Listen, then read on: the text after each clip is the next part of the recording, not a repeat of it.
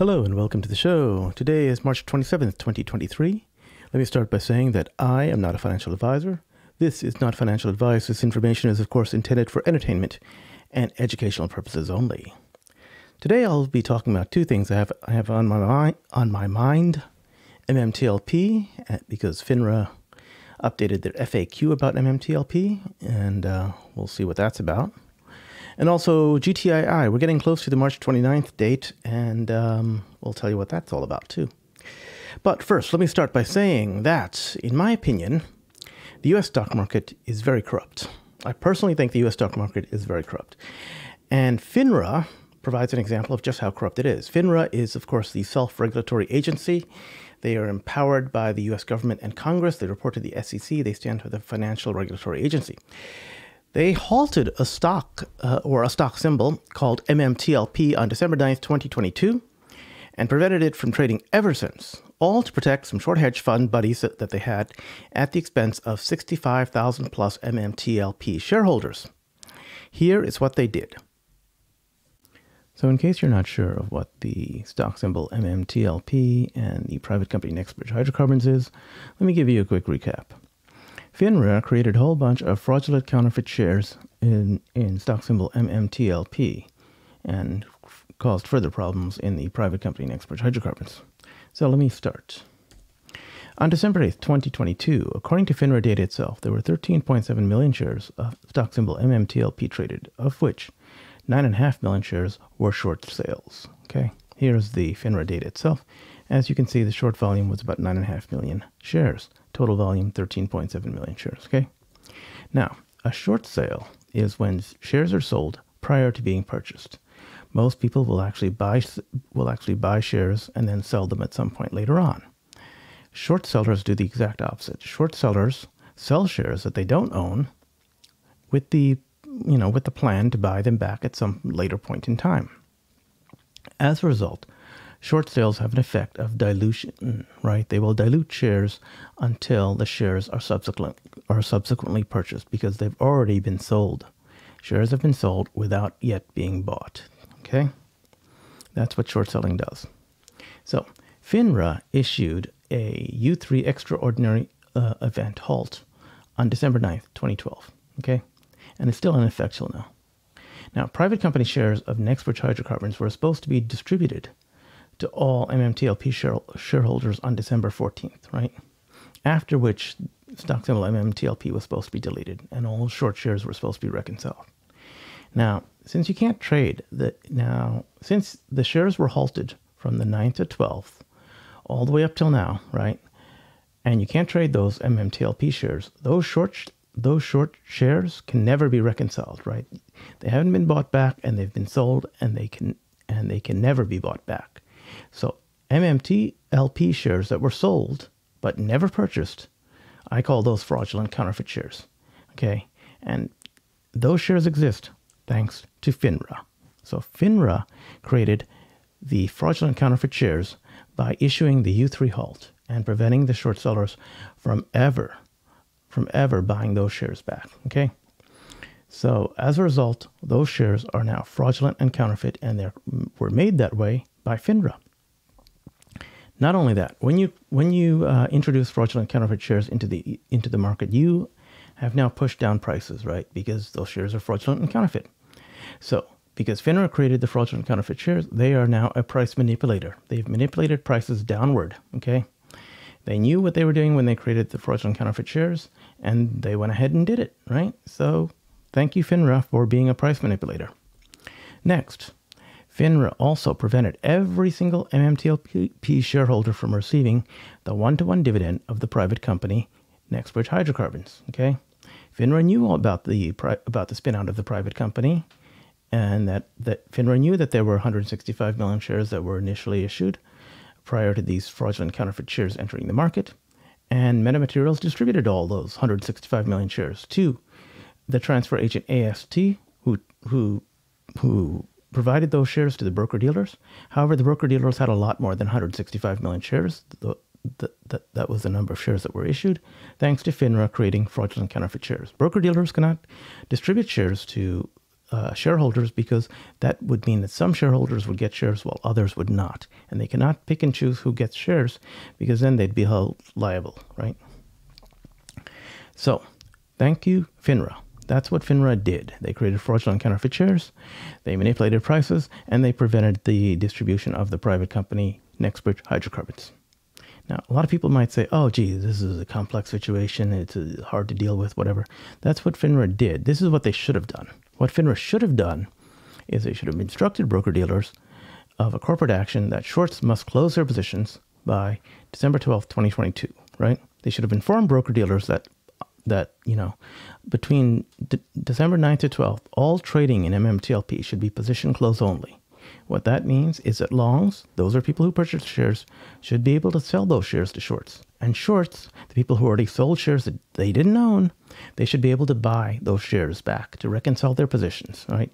And if they didn't buy it back by December 12th, 2022, they should be a forced close at that point, right? And that would reconcile all the shares which were already sold to buyers, right?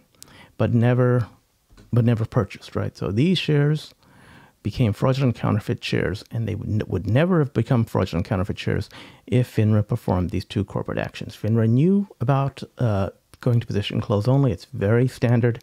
They knew about forcing shorts to close their positions, and they did not do it.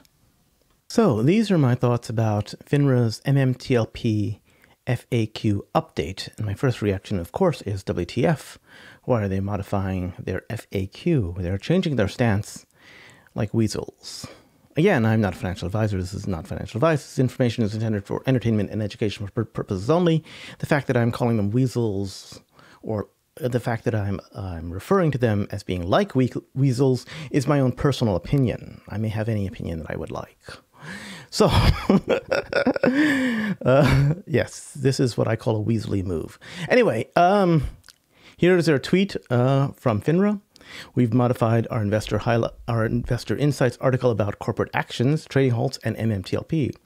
For additional information, please see the note at the bottom of the article. And I have put the note here at the bottom of the article so you can see what's going on there.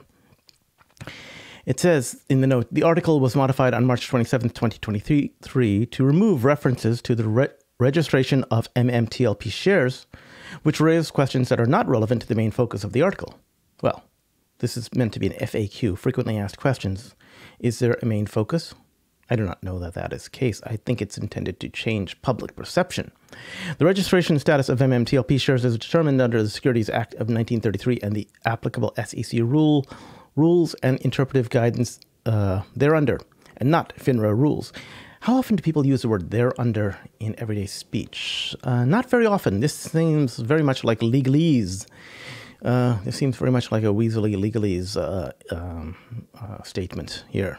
And again, I don't know that an FAQ should be under, again, my statement of whether FINRA is being weaselly, of course, is of course my own personal opinion. I believe that they are acting like weasels, but you may have your own opinion. You may believe they're acting like elephants, or you may believe that they're acting like, I don't know, ants, or who knows what. I think it's weaselly. Anyway, moving on. I don't really trust FINRA right now, and I think that they're acting very weaselly. So what do? I used the Wayback Machine. I'm checking every single thing that they're doing. So I used the Wayback Machine, went back in time, saw what their webpage looked like on the 16th of March, took the text, this is a text of their FAQ out, put it into a text file, saved it, and I did the same thing with their current web page, took out the text, saved it to a text file. Then I did what's called a diff. A diff is looking for all the differences in the text file. Okay, so we're comparing the March 16th original text to the March 27th to the March 27th update. What are they really doing? The output of the diff is another text file, of course. And there's a lot there, and it's, it takes a while to interpret it, and you got to think about it. So this video is meant to help understand and interpret this. So here we go. Here's the output, and let's look at the output in section by section. Okay, here's two sections. The first section is up here in where is it? The first section is let me see if I can find a mouse somewhere up here. The first section is, I can't find a mouse. Anyway, the first section is up here in the first yellow section, okay? The yellow box. So red is whatever is removed, and yellow is whatever is added. So it says, on March 16th, the original text read, these unlisted... So this particular March 16th text is in reference to the first, or this section of text, is in reference to the first time MMTLP began trading on October 7th of 2021 against the wishes of the issuer. Okay, this is in reference to the first time that MMTLP began trading in October 21 against the wishes of the issuer. In fact, they let everyone, the issuer, which was Metamaterials, let everyone know that this was a preferred share that was not intended to be traded and would just be delivered to original shareholders of Torchlight Energy. However, as we know, it became traded. Now, so all of this text is currently in reference to that October 7th, 2021 trading, where MMTLP actually began trading.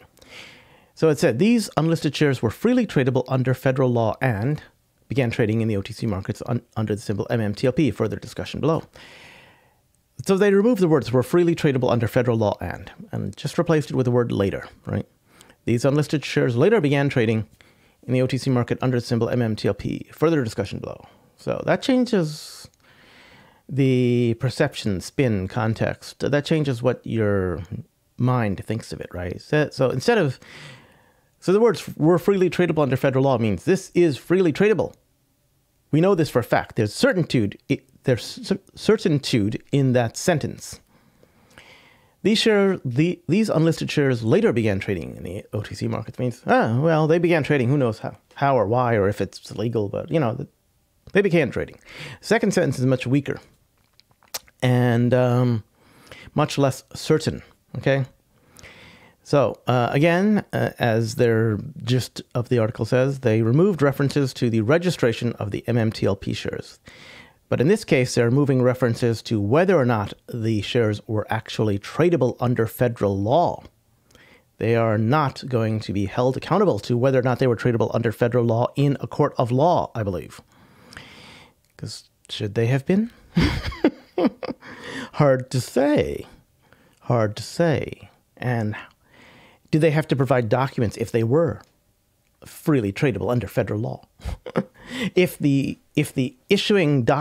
documents which caused them to trade under federal law had erroneous errors and were actually created by people who were not the issuers, would they be freely tradable? I don't know.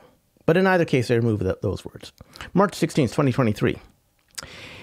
The next section, again, which still talks about the first time MMTLP began trading on October 7th, 2021, states, on July 15th, 2022, the company filed a Form S-1 registration statement. Oh, so this is actually, so this particular section over here, which talks about July 15th, 2022, this is actually about the spin out of NextBridge Hydrocarbons. This is about the spin out of NextBridge Hydrocarbons. Okay, so the Form S-1 on July 15, 2022, the company filed a Form S-1 registration statement with the SEC to register the common stock of NextBridge Hydrocarbons, which at the time was a wholly owned subsidiary of Metamaterials. Okay, so instead of saying to register the common stock, they changed the wording slightly to say to register the issuance of the common stock. So the common stock, so they're trying to say that they're registering to issue. Not sure what weaselly move they have to think about the issuance of the common stock. Yeah, I don't know. So, yeah, so the issuance of the common stock or to register the common stock, I don't know. So that falls in line with what they said earlier to, about whether they're talking about registration of the MMTLP shares.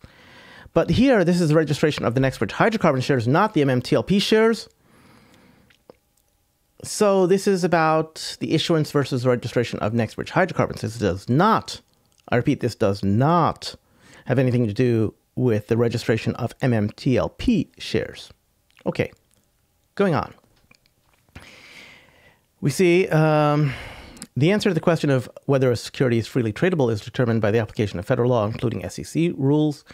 They removed the next sentence where it says, in this case, the issuer filed with the SEC a Form S-3 registration statement for the offering of MMTLP shares and obtained a CUSIP number. Thus, the registered MMTLP shares were freely tradable and were not subject to trading limitations. They completely removed that sentence. And why did they completely remove that sentence? Okay, because this... Okay, so in one sense, what they stated about their, they're removing the registration of MMTLP shares is correct here. They removed the sentence, but they also removed out whether or not they thought it was freely tradable under federal law. Okay, and not subject to public trading limitations. Why were they not subject to public trading limitations? If FINRA was able to halt the freely tradable MMTLP with a U3 halt in December 9th of 2022, why didn't they pull a U3 halt then? Right? On October 7th of 2021, why didn't they pull a U3 halt and say, hey, we need to halt the shares, we need to halt the trading because, we actually got called by the issuer and said they didn't want the stock to be trading. We don't know how, and there's errors in the forms. So the forms are filled out incorrectly by God knows who. The forms were filled out, of course, by, by two market makers, and they incorrectly filled out the form. So maybe it should not have been freely tradable because forms were incorrect. It was wrong information. If you fill out wrong information, should you be allowed to publicly trade that? I don't know. Why didn't the market makers have to, wait several months to get the right information in? Why didn't FINRA have a public document go out and say, hey, look, this information is incorrect that was filed by market makers trying to get this trading. They need to correct this or it cannot be traded, right? It took 6 or 7 months. It took 6 months or something like that for the, for the dividend of Nexbridge Hydrocarbons to be issued, for the Form S1 to be approved by SEC. And yet it takes a mere weeks for the stock symbol MMTLP to suddenly become trading by FINRA when the forms were incorrectly filled out by market makers. WTF, man. FINRA, you can't go around saying you got the ability to do things to set the world right, and yet on October 7th of 2021, you didn't. What does that mean, FINRA? What does that mean? Does that mean that you are on the side of short hedge funds against MMTLP shareholders? Let's think about that. Okay, next statement. It says, and where a symbol does not yet exist for the security, the broker-dealer must request a symbol from FINRA. Because the Series A preferred shares had a CUSIP number, so the fact they deleted the Series A preferred shares had a CUSIP number, and then they replaced it with because the issuer obtained a CUSIP for the Series A preferred shares. Oh, so this is a slightly different variation on what they're saying. They're saying, hey, look, Metamaterials, they obtained a CUSIP number for the Series A preferred shares. Obviously, they wanted it to be trading. That's what the spin is here, right? But the case is they obviously did not want it to be trading. They told people they did not want the Series A preferred shares to be trading. They said it was non-tradable, and yet the spin that FINRA is putting on it is that the issuer obtained a CUSIP number for the Series A preferred shares, allowing the audience to fill in their head, oh, if they obtained a CUSIP number, they must have wanted it to be trading. No, that is not the case, and we know it. And the last major change over here, again, is, again, red means removed, yellow means added. They said, as discussed above, Nexbridge, now here at this point, of course, we are talking about the spin-out which took place in December. As discussed above, the Nexbridge filed a Form S1 registration statement with the SEC to register 165 million shares of common stock, which became effective on November 18th, 2022. Okay. According to the prospective, Nexbridge is an independent public reporting company. The registered shares are freely tradable under federal law. Now here they have something that, now clearly this talks about Nexbridge Hydrocarbons and not about the registration of MMTLP shares, which is what their note states. But let's see what they did. What they did was they added the word the issuance of 165 million shares, So they're saying that NextBridge Hydrocarbons registered the issuance of 165 million shares of common stock, implying that they're adding more common stock into the world. I don't know why they don't just say their NextBridge Metamaterials actually is filing statements to register, to create the 165 shares of common stock of NextBridge, okay, which became effective on November 18th, 2022. So they added the words in connection with the NextBridge / MMTLP corporate action. The issuance of 165 million shares in connection with the NextBridge MMTLP corporate action. What does that make your mind think about? That makes your mind think that they issued an additional 165 million shares in connection with NextBridge. They did not. They did not. They did a dividend where they issued a dividend. So it should say to register the issuance of a dividend of 165 million common shares, which were to be provided to shareholders of MMTLP, and that it is an issuance of 165 million shares of NextBridge Hydrocarbons common stock, not the issuance of MMTLP common stock. They funged this whole thing together, making it a little bit more, I don't know, making it a little bit more nebulous and cloudy. So you don't know if they issued 165 million shares of MMTLP. You don't know if they issued 165 additional shares of NextBridge. Well, I mean, it's kind of, I don't know, Weaselly. That's what I call it. Don't know what all the Weaseliness is about, but again, I suspect there's some sort of Weaselly stuff happening in the future that they're planning for. Who knows? Who knows? Or perhaps they just don't want to be caught in a... I've already gone over their the point-for-point breakdown, and I believe that their FAQ will get them in trouble with the court system and the various lawsuits that are out there. I think this is an attempt to further muddy the waters and maybe get themselves out of trouble. Who knows? Who knows? Anyway, that's all I have to say about this for now. Weaselly. That's my thoughts on the Weaseliness of that. Anyway, so let's talk about GTII. As you know, I mentioned a while back that I happen to have purchased some GTII shares. I made one video about GTII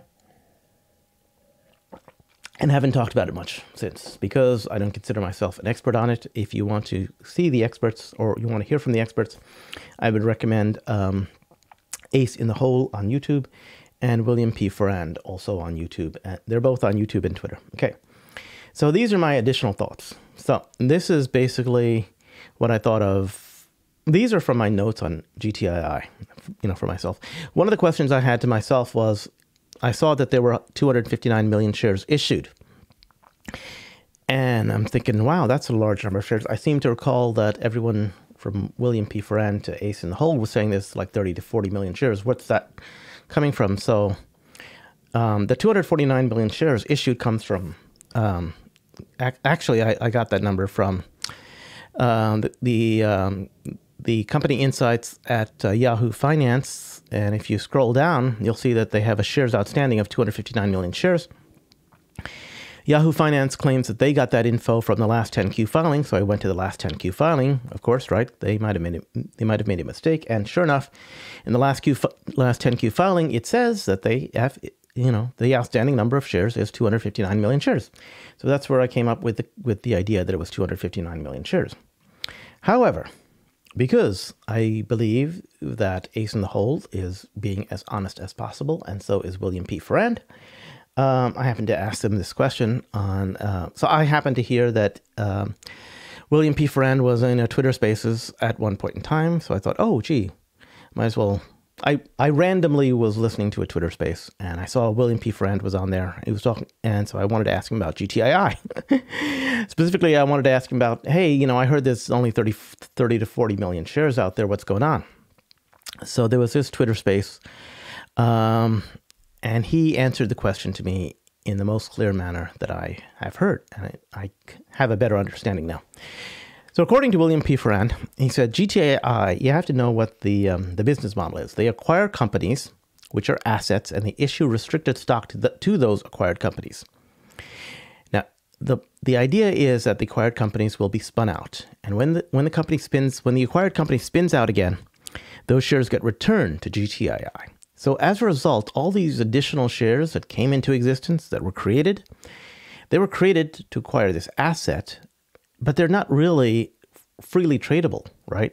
The acquired company has those shares, and they have to return those shares back to GTII. As a result, I believe, William P. Friend said that, I believe this to be true, that there are really only about 30 to 40 million shares out there in actuality. Now that jives with the other numbers that I've heard, that there could only be about 30 to 40 million shares out there. So the numbers that are going around on Yahoo Finance and that most computer algorithms are using to determine whether or not, the actual number of shares, I believe most computers will just look it up as 259 million shares. It's the easiest thing to look up, right? And it comes from the 10Q filing. So that number is true, but it does not give you an idea of what of how much freely tradable stock there is out there. There's really only 30 to 40 million shares. And that clarified this uncertainty for me. So that was a good thing. And so thank you, William P. Friend. Thank you, Ace and Hole, for mentioning that. I really appreciate that. Again, that's why I'm not an expert. I'm still learning all about this stuff. Still learning. So next, one of the things that caught my attention was this lawsuit. So I spent some time having a look at this lawsuit that was being filed, because it's a pretty lengthy document, right?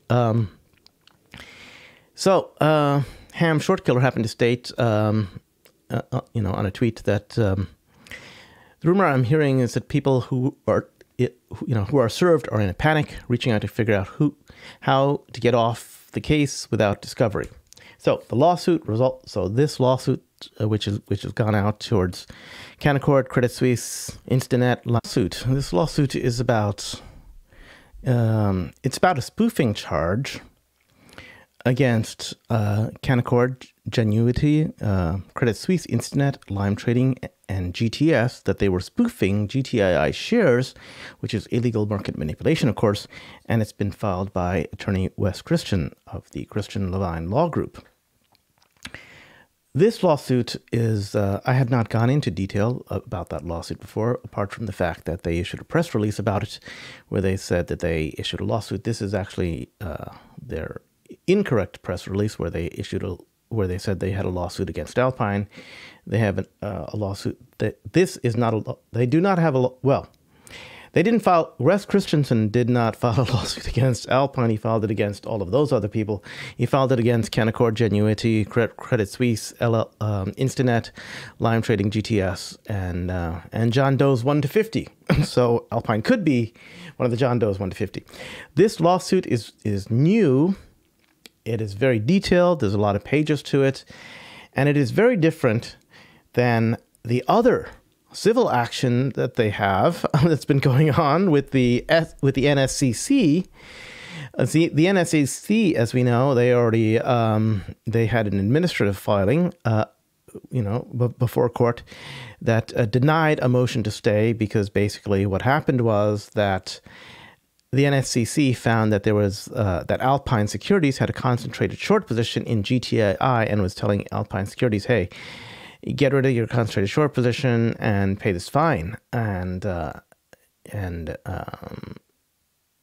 basically what happened is they appealed, and the NSCC said, "No, get rid of your concentrated short position because you failed the back testing test," and also, pay the fine. In addition to that, the SEC said, "Hey, why didn't you pay the fine? We'll see if we can manage an extension for you to pay the fine until March 29th. Today is March 27th, by the way. March 29th is coming up. This lawsuit is different than that lawsuit. There's so many lawsuits going on here. Okay. The guys who are screwing with GTII are in a world of hurt. Anyway, so this particular lawsuit with Wes Christian, he's going to avoid.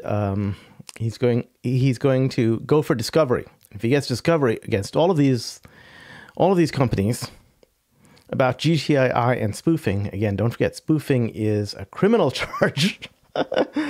That means that discovery means they got to open up all the books. We see everything that's going on, and I don't think they want to open up all their books because their books are likely to be very, very dirty. I don't know if they're dirty or not. Again, not a financial advisor, not a legal advisor, but who knows? Their books could be dirty. They probably don't want to open them up, and they have that issue coming up with them. I had no idea that the two stocks were actually interrelated because they were interrelated via GTS, who is apparently the market maker who was also responsible for MMTLP starting to trade. In another case, a ham short killer happened to make this tweet a little bit last week, where he was stating that the rumor mill is that he's hearing that people were served. They were served this lawsuit. Of course, you have to be served it because it's a civil complaint. The people who were served are in a panic. They're reaching out and they want to figure out how to get off the case without discovery. Discovery means you got to open up the books, and they don't want to open up the books because who knows what's going to happen. Anyway, so he's talking about this with the fact that they were served. There was a press release out from GTII that says, "Hey, we served them. They've got the they've got the complaint. They have been served." And it's just these people so far, but there are 1 to 50 John Does who are yet to be actually named, because we don't know who all of the people are. But the charge is, of course, spoofing. Spoofing is stock manipulation. It is a federal crime. It can be seen in the summary. And they go on to list exact episodes of spoofing. It's not just we think they're spoofing. No, we have the proof that they're spoofing. It's right here. There are 12 episodes where they have 127,000 baiting sell orders. They only executed 5,000 orders, right? Executing buy orders is 5,000 that were actually executed. The ratio of baiting sell orders to executing buy orders is 25 to 1 almost. My goodness. It is insane, but they have clearly documented evidence of spoofing, it looks like to me. And again, spoofing is when you try to make people think that you're going to sell, but you do not sell because you don't actually have the stock to sell. You make them think the price is going to go down, and you manipulate the price that way. Oh my goodness. Like I said, in addition to that particular lawsuit, Alpine Securities, of course, we know has liquidity problems because they are having a problem paying the $2.5 million fine from their NSCC problems. They received an extension to March 29th, of course. Today, at the time of this video, is March 27th. The 29th is coming up. We'll see what happens then. On top of all of that, they're about to issue a dividend, 1 restricted share for every 10 shares. And that dividend is coming up. The record date is April 15th. 2023. So there are all these possibilities over here. These are all what I call positives. On the positives list, there is just a large number of positives for GTII. So this is the reason I bought it. If any one of them works out, I do well. And shareholders of GTII do well if any one of them works out. If multiple ones of them work out, oh geez. Yeah, there's a lot of positives going on with this. Again, I am not an expert on this, so that leads to the question, of course, what are the possible GTII prices? I just looked back about a month because I'm brand new to GTII, and as far as I'm concerned, looking back about a month, the price has gone up, and it's, it ended today at $2.24. It reached a high last Friday of about almost $2.50 before it was slammed back down, which led to this. This is a ChatGPT session that was posted on Twitter. It was very popular, and the guy basically asked ChatGPT, "Hey, look, how much do you think the shares are worth? And can you come up with a nice exit plan for me?" To ChatGPT. It took a while of prodding and fixing stuff up. There's a really good video by Ace in the Hole. I recommend you check out his take on this. It's an excellent video. I saw it and I felt very, very enthused about the stock afterwards. Just FYI. So anyway, this is the actual tweet on Twitter. As you can see, the text that is here looks very blurry to me. This is a gist of it. So what happened? This is the whole text here. I blew up this section of the text because this is what I found was important. When I blow up this section of the text, it is, again, very blurry, hard to read. Basically, it says over here, along the way, that over here, the initial investment is for 10,000 shares at an average stock price of $2. So 10,000 shares, $2 per share cost. This is a $20,000 investment. Okay. I can't stand reading blurry text, but anyway, that's what this text says. So this cash out plan is based upon this $20,000 investment. According to ChatGPT, this is ChatGPT's cash out plan that ChatGPT came up with all by itself of what it could be worth. Again, although it was assisted in coming up with this. Okay. Here is a note from the ChatGPT thing, from the ChatGPT response. It said, please note that this table is only an example and should not be considered financial advice. You should consult with a financial advisor or tax professional to create a tailored plan based on your personal investment goals, risk tolerance, and tax situation. Again, the text is very blurry, and this is my interpretation of what it takes. So I can't stand reading blurry text. It really drives me crazy. So I decided to make a table of this data, which is the ChatGPT. Where's my mouse? I made my own table over here from the ChatGPT information. And this table basically is, let me see if I can go to here. Okay. This table basically is the ChatGPT targets 1 to 9, the stock price, which it lists as going from $10 all the way up to $2,500. ChatGPT believes it's possible the stock could go all the way up to $2,500. Per share. Okay, $2,500 per share. But they did say, ChatGPT did say that there was a possibility of $4,000 per share. This is the cash out table. ChatGPT says conservatively you could cash out around $2,500 per share, let's say. And it lists the percentage of shares sold based upon the 10,000 shares as 5%, 5%, etc. And it determines from that percentage of shares sold what the number of shares actually are.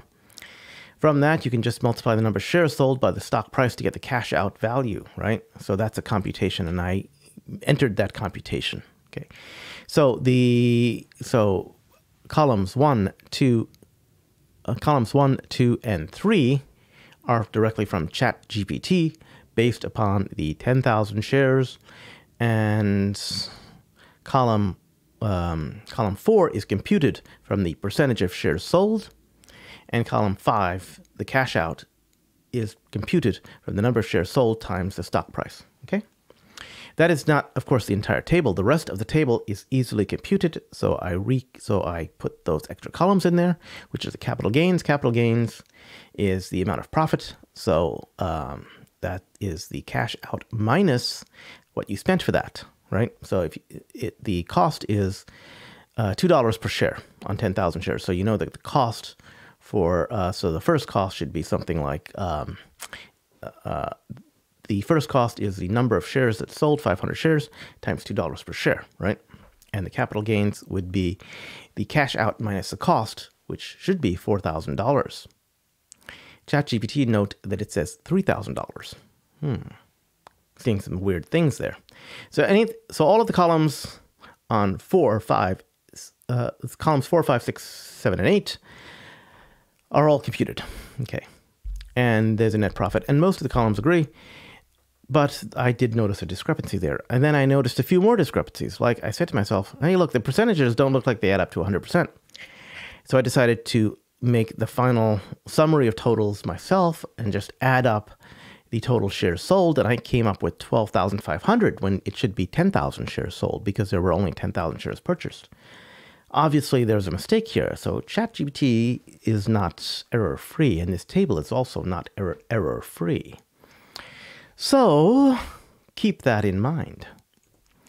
So I corrected for the 12,500 shares, and I just said, okay, fine. The percentage of shares sold then will be corrected for the 12,500 shares, keeping the number of shares sold the same. That means that instead of previously 5% of shares being sold to get 500 shares, that's actually 4%.